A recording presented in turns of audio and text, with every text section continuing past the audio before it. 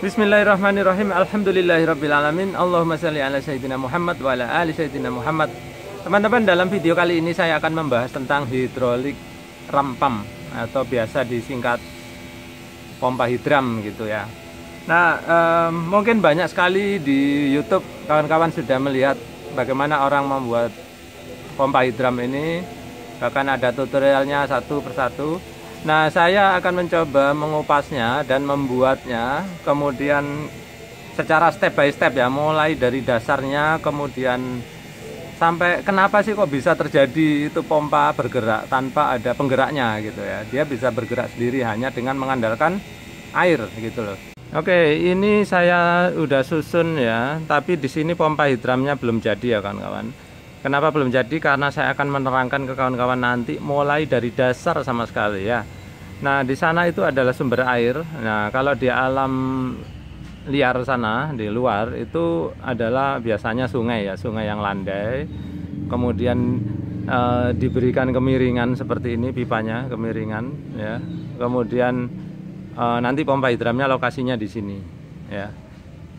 Nah, sekarang ayo kita lihat dulu apa sih yang terjadi di sini.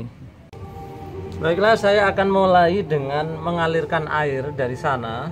Nanti air akan keluar ke sini. Perhatikan.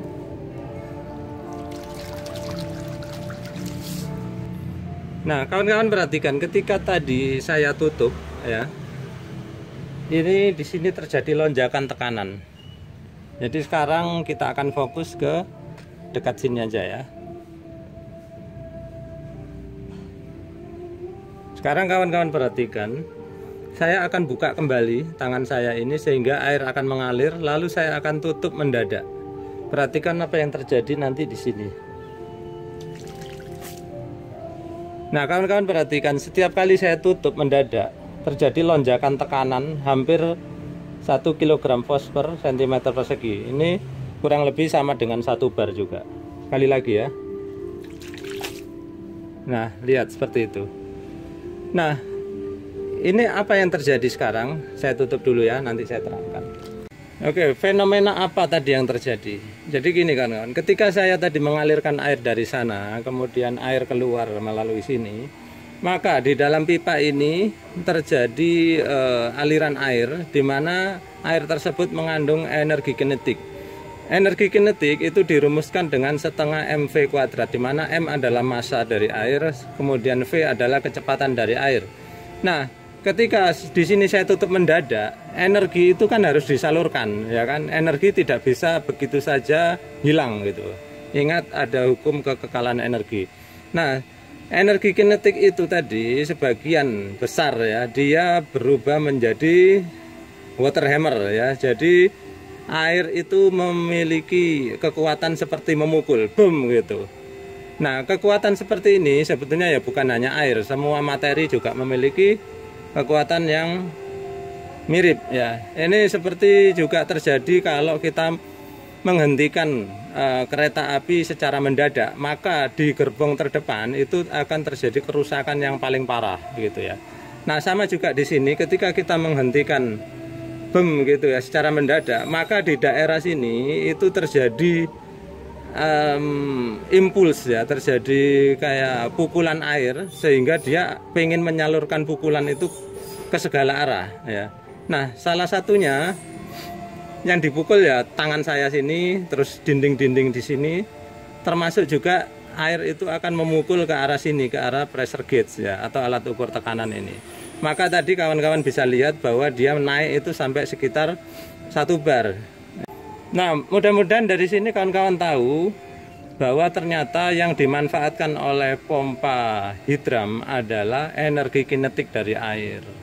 Nah, sekarang mungkin kawan-kawan ada yang penasaran, loh Pak, kan kekekalan energi. Kemudian energi kinetik ini tadi asalnya dari mana? Ingat kawan-kawan, tadi kan saya punya sumber air di atas sana. Air kalau memiliki ketinggian maka dia memiliki energi namanya energi potensial. Dirumuskan dengan mg kali h ya, mgh. Di mana m adalah massa air, g adalah percepatan gravitasi, h adalah ketinggian. Ya, beda ketinggian antara permukaan air di sana sama keluaran di sini. Ya, gitu ya. Jadi Di sana ada energi potensial. Nah, kemudian energi potensial ini kalau di sini saya alirkan airnya, maka energi potensial berubah menjadi energi kinetik di dalam pipa ini, gitu. Nah, kemudian energi kinetik ini saya hentikan, boom, maka dia menjadi energi impuls tadi ya, tabrakan air di dalam. Nah, selanjutnya tantangan kita adalah kita kan nggak ingin mengoperasikan ini dengan tangan ya. Pompa hidram itu adalah harusnya otomatis ya kan kawan. Maka kita berusaha menciptakan suatu mekanisme di mana air bisa menutup dan membuka sendiri ya. Maka kalau kawan-kawan lihat, banyak sekali orang itu menggunakan ini ya, apa namanya, ada yang menggunakan ada yang bikin klep sendiri, tapi pada intinya itu adalah mirip-mirip check valve atau Tusen klep kawan-kawan. Maka di sini saya pakai Tusen klep bekas. Ini ada bekas-bekas patah, terus saya bisa pergunakan. Nah, Tusen klep itu isinya seperti ini kawan-kawan. Sebenarnya Tusen klep itu bisa dibongkar ya. Cuman memang sangat susah, sangat berat gitu. Tapi saya berhasil membukanya. Kemudian pernya kita buang. Ini ada pernya, kita buang pernya. Lalu kita manfaatkan aja ininya, apa namanya, klepnya ya. Kita pasang kembali.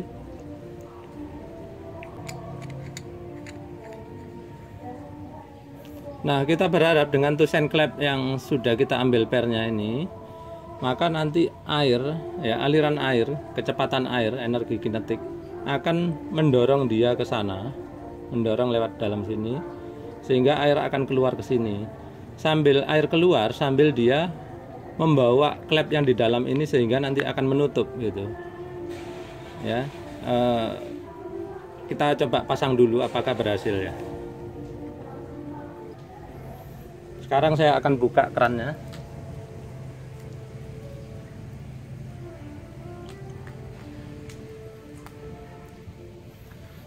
Kalau kawan-kawan lihat, ternyata dia terbawa naik ya klepnya ini, sehingga dia langsung menutup. Nah, apa yang terjadi? Klepnya ini yang di dalam ternyata terlalu ringan ya kawan-kawan, sehingga kita harus menambahkan berat ya. Tapi ini sebetulnya bisa bekerja, hanya terlalu ringan. Buktinya apa? Coba kita pencet ya. Nah, seperti itu. Saya lepas. Nah, kawan-kawan perhatikan, ketika saya lepas mendadak terjadi lonjakan tekanan tadi ya, sampai sekitar 1,5 bar. Perhatikan lagi.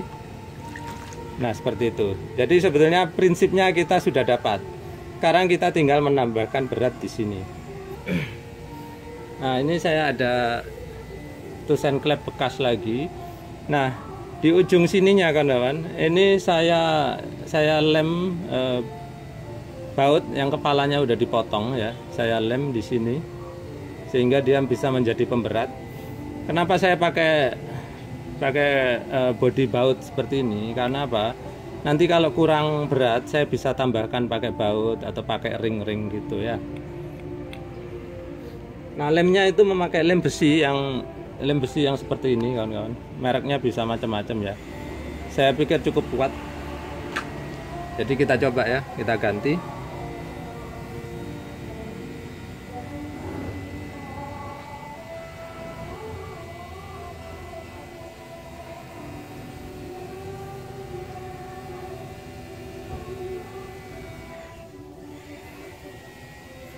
Sekarang keran saya buka.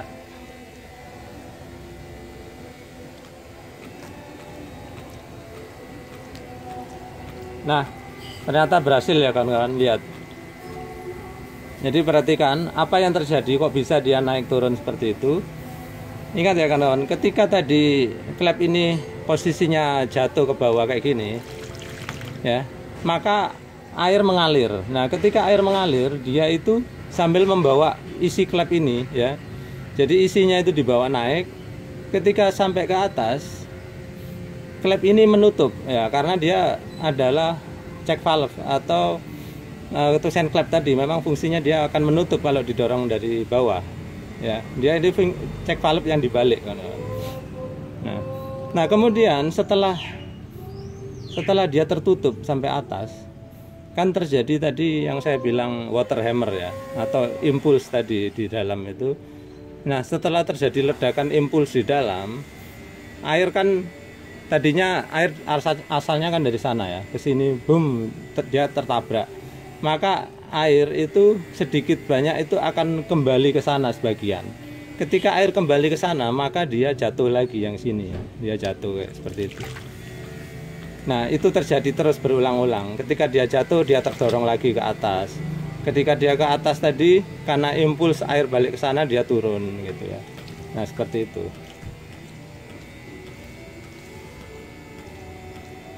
Nah, kemudian kalau kawan-kawan perhatikan ya di sini, kalau dia, kita lihat sekali lagi. Nah, tekanan yang dihasilkan ini adalah lebih kurang 1 bar ya kawan-kawan. Kalau tekanannya 1 bar, ini artinya apa? Artinya dia itu bisa menaikkan air sampai setinggi kira-kira 10 meter gitu ya. Nah, bagaimana caranya agar kita bisa menaikkan lebih tinggi lagi? Kawan-kawan perhatikan, dia di sini ya, perhatikan ya. Nah, perhatikan di sini air ketika dia keluar, ya, keluarnya itu belum kenceng. Ini klep udah nutup seperti ini. Nah, kalau kita ingin tekanannya lebih tinggi, maka dia harus menutup lebih lambat. Kenapa harus lebih lambat? Ya, dia harus membiarkan air mengalir lebih kencang lagi. Kawan-kawan tahu kan bahwa air dari posisi sekarang kan nggak ada kecepatan lewat sini kan, V sama dengan 0. Nah, V itu akan maksimal ketika percepatannya itu sudah sama dengan 0 gitu ya. Jadi kita harus mendapatkan ketika air itu yang posisi tertinggi. Jadi disitulah percepatan sama dengan 0. Ini sudah tertinggi kan segini, baru kita lepas. Dam. Nah, perhatikan ketika tadi saya lepas ya, air sudah posisi paling tinggi, udah nggak bisa lebih tinggi lagi. Di situ tadi percepatan sudah sama dengan 0. Nah, dan V sudah maksimal. Ketika V sudah maksimal, kemudian saya tutup, maka dia melompat itu sampai kurang lebih 1,5 bar ya kan. Nah, sehingga kesimpulannya apa? Di sini jangan boleh terlalu cepat dia untuk nutup. Dia harus menunggu. Nah, ini dia nggak mau menunggu. Kenapa? Karena di sini terlalu ringan, baru kena aliran sedikit aja dia udah naik. Ya. Sekarang kita akan berikan dia tambahan berat.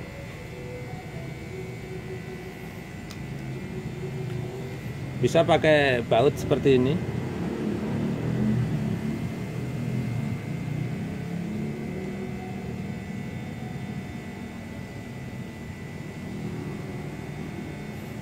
Nah, coba kalau kita tambahkan segini ya, dia ada kenaikan nggak? Perhatikan. Ada kenaikan sedikit, kira-kira menjadi 1,1 ya. Kita coba lebih berat lagi, kita tambahin lagi seperti ini. Ini seadanya aja kawan-kawannya. Kalau adanya kawan-kawan di rumah murmur segala macam atau gulungan timah, boleh aja ditambahkan situ. Sekarang perhatikan.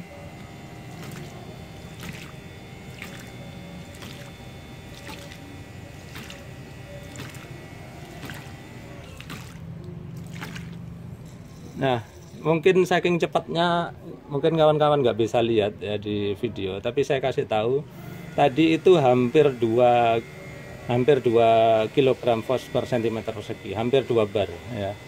Sehingga ini kalau kita konversikan dengan kemampuan pompa, maka dia itu setara dengan pompa sumur dangkal ya. Sekitar dia bisa menaikkan air sampai 20 meter gitu kan. Jadi begitu ya, step by step cara membuat pompa hidram. Selanjutnya kawan-kawan mungkin nanya, loh Pak, di sini kita hanya bikin tekanan, mana aliran airnya? Oke, tenang kawan.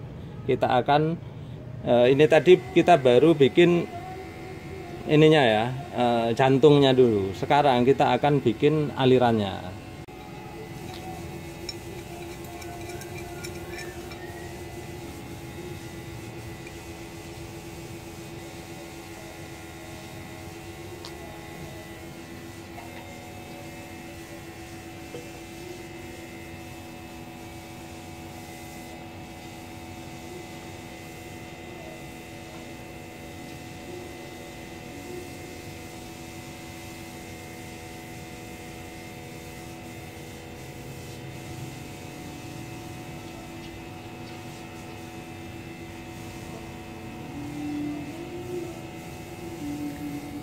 Nah, kira-kira sekarang menjadi seperti ini. Nah, ini saya terangkan ya kegunaannya apa aja. Yang pertama, ini jantung pompa kita udah bikin ya kawan-kawan. Ini adalah tempat alirannya. Nah, apa saja yang diperlukan? Yang pertama ini adalah check valve atau ini klep tabok. Kemudian di sini adalah T ya. Nah, T ini gunanya apa? Nanti yang di sini itu untuk menyimpan tekanan. Sedangkan yang di sini untuk mengalirkan airnya kawan-kawan. Kita mau memompakan kemana nanti kita akan lewatkan sini. Nah, sementara di sini saya akan pasang pressure gauge. Kita akan mengukur kembali apakah benar tadi yang saya bilang tekanan bisa sampai 20 meter nantinya atau 2 bar ya.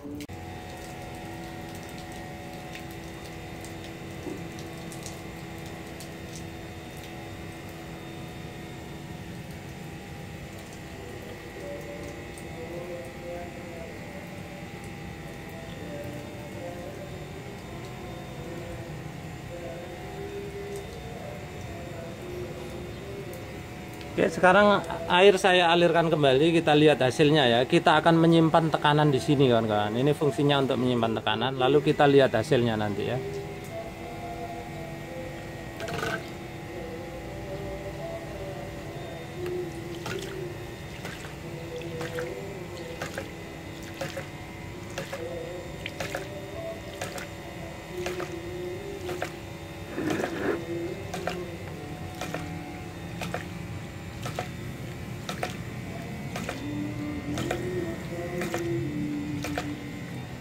Perhatikan tekanan mulai naik sedikit demi sedikit.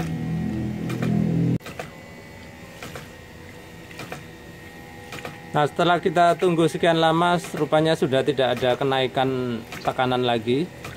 Jadi ini tekanan mengukur di daerah sini ya kawan-kawan. Dia mengukur ini kan lewat check valve atau klep tabok. Tekanan udah disimpan di tabung sini. Tapi termasuk juga di sini. Sekarang saya tutup dulu. Nah, kan kawan perhatikan, ternyata meskipun tadi hasil percobaan tanpa tabung menunjukkan nilai sampai 2 bar ya, dimana itu setara dengan ketinggian air 20 meter. Ternyata pada prakteknya ketika sudah dipasang instalasi seperti ini, dia hanya menghasilkan sekitar ini 7 meteran ya. Ini kata 0,7 bar. Jadi kalau dikonversikan ke ketinggian air sekitar 7 meter. Sebetulnya sih lumayan juga kawan-kawan ya. Karena apa? Di sana itu ketinggiannya hanya sekitar 1,2 meter. Jadi kalau menghasilkan 7 meter sih lumayan juga gitu loh. Dari kita modal ketinggian hanya 1,2 meter menjadi 7 meter. Jadi 5 kali lebih lah ketinggiannya. Nah, kemudian selanjutnya kita akan coba melihat bagaimana sih bener nggak sih ini di sini bisa ngalir airnya kan gitu ya. Kawan-kawan kan perlu lihat nih. Ayo kita coba sekarang. Mungkin kawan-kawan ada yang belum seberapa paham tentang klep tabok. Jadi perhatikan kawan-kawan ya. Begitu air sudah melewati sini dan menekan ke sini, karena dia sudah melewati klep tabok atau check valve ini, maka air tidak akan bisa kembali ke sana. Makanya tekanan terpelihara tetap di sini meskipun pompa sudah saya matikan ya, pompa hidram sudah saya matikan, tekanan tetap di sini karena dia tidak bisa balik ke sana ya. Klep tabok atau check valve itu adalah katup searah, dia bisa naik ke sini, nggak bisa balik turun.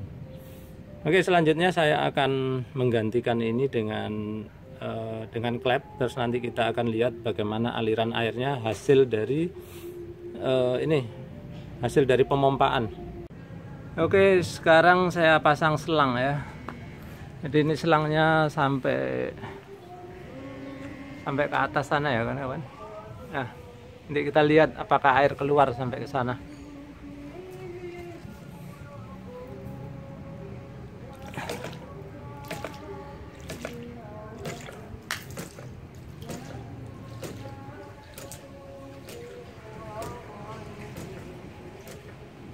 Nah, ternyata air mengalir ya.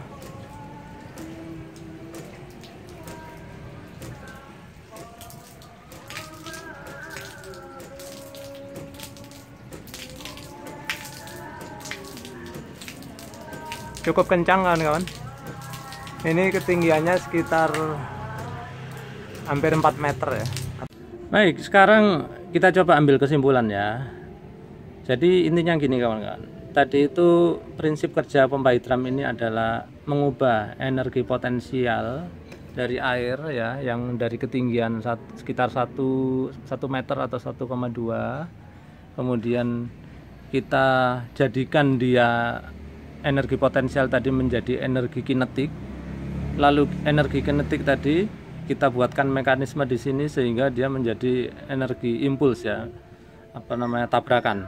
Kemudian energi impuls ini tadi kita simpan di dalam tabung ini sehingga dia kembali menjadi energi potensial, dan dia menghasilkan tekanan yang lebih tinggi dibandingkan dengan energi tekanan yang berada di sana itu. Nah kemudian akhirnya dengan energi potensial yang terkumpul di sini kita bisa mengalirkan menjadi lebih tinggi lagi ya. Jadi jelas terjadi perubahan ketinggian air. Nah kemudian dari kesimpulan tadi, maka kawan-kawan harusnya bisa memiliki dasar pengetahuan sehingga kalau ingin mengembangkan pompa ini akhirnya tahu arahnya ya. Yang pertama, kalau ingin membuat tekanan lebih tinggi ya, maka apa yang harus dilakukan ya, energi kinetik di sini harus diperbesar. Energi kinetik tadi kan komponennya itu adalah setengah mv kuadrat ya. Jadi komponennya adalah m dan v, massa air. Nah, maka untuk menaikkan energi kinetik bisa dilakukan dengan cara menaikkan massa. Artinya apa? Pipa bisa lebih besar. Nah, itu akan menaikkan massa dari air. Kemudian v, kecepatan. Kecepatan bisa diatur di sini dengan tidak cepat-cepat menutup ya kan. Caranya gimana ya, dengan menambahkan beban agar klep di sini tidak cepat menutup ya. Kita tunggu agak lambat baru tep, tunggu agak lambat baru tep. Nah, sedangkan kalau terlalu cepat tadi tep, nah, V-nya itu belum kencang. Kalau V-nya masih kecil, maka energi potensial yang dihasilkan juga nanti enggak terlalu tinggi ya kan. Nah, seperti itu. Kemudian untuk menaikkan volume aliran tentu saja ya tinggal memperbesar skalanya aja. Ini kan skala kecil. Tinggal semuanya dijadikan besar. Ini di sini saya memakai ukurannya serba 3/4. Jadi kalau kawan-kawan besarkan ini menjadi 2 inci, ini 2 inci. Ya tentu saja hasil alirannya pun akan besar. Baik kawan-kawan, itu dulu dari saya. Mudah-mudahan video kali ini menambahkan pengetahuan yang bermanfaat untuk kawan-kawan. Terima kasih kawan-kawan sudah menyaksikan.